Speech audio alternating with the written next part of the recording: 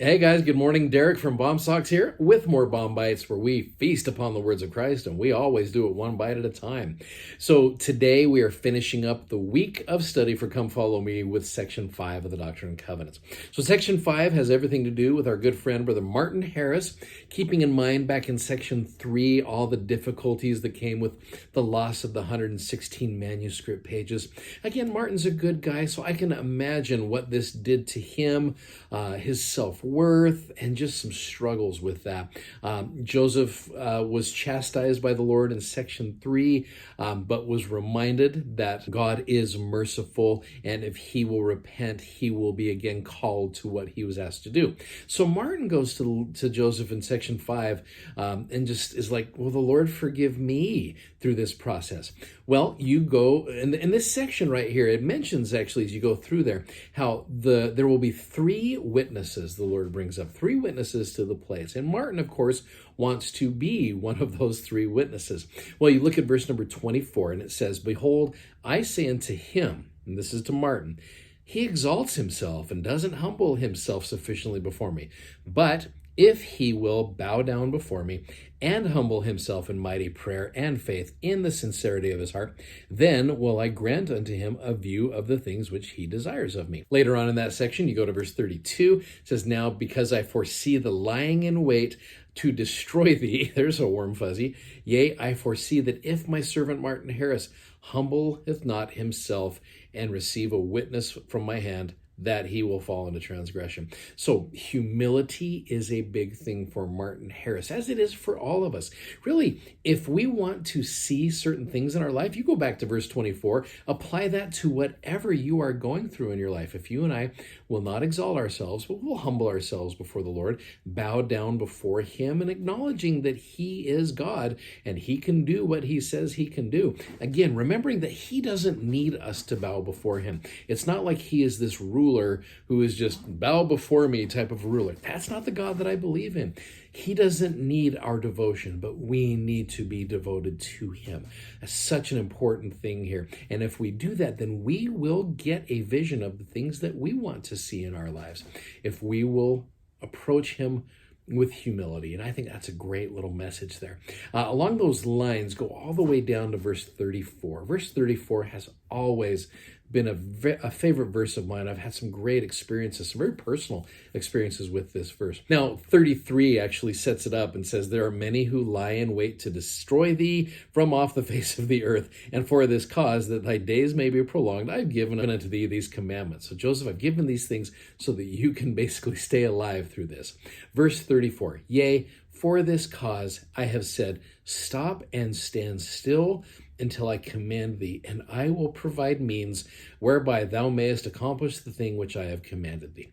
So that idea of stopping and standing still, let me give you a few verses right over here, if we could. So some of these verses are great verses. I would invite you to take time and really study through them with this idea of stopping and standing still and allowing the Lord to do what he does so well. Now, after you've looked up these verses, I want to share with you a video that always, for me, and I'm not an incredibly emotional person, but it always gets me. If you're familiar with the Norwegian singer Sissel, a couple years ago, I think it was just fairly recently, she sang with the Tabernacle Choir, and she did a song called Slow Down. And if you've heard this song, you know what I mean when this hits you in the feels pretty hard. But keeping in mind this idea of understanding who God is and what he does and why he does it so well. So look up these verses and then watch this video, and we'll come back and finish it up. In the midst of my confusion, in the time of desperate need, when I'm thinking not too clearly, a gentle voice does intercede.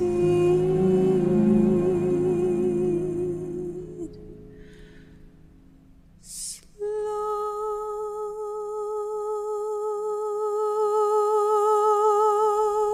down.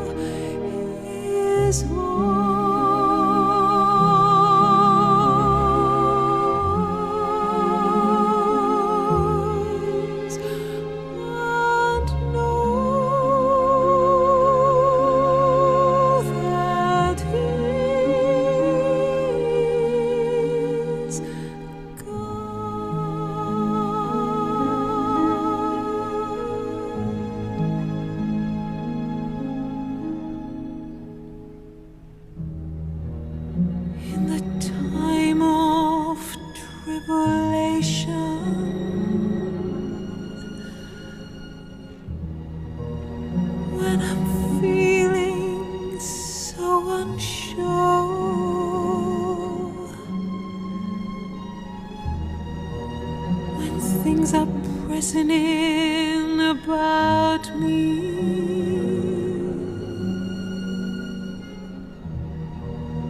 Comes a gentle voice, so still, so pure.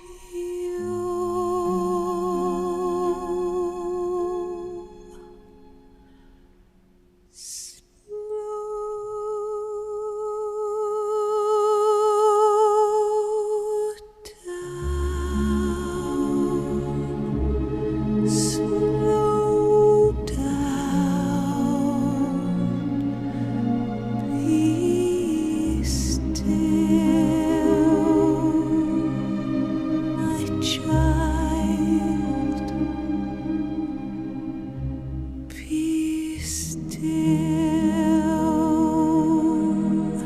and wait on the Spirit of the Lord. Slow down and hear His voice, and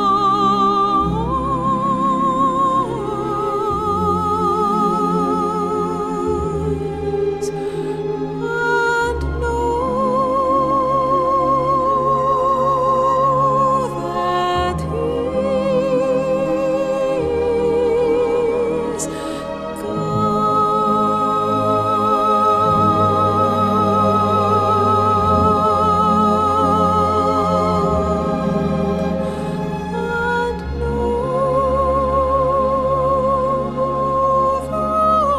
that He is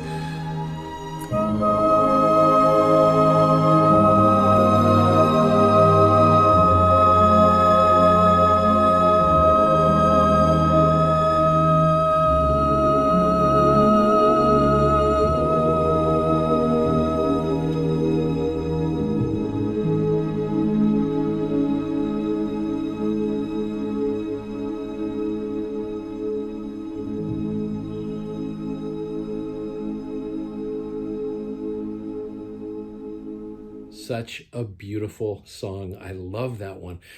It reminds me just to slow down, to just, like it says in this section, stop and stand still until the Lord commands us, and then He will provide for us means to accomplish the things that He commands us.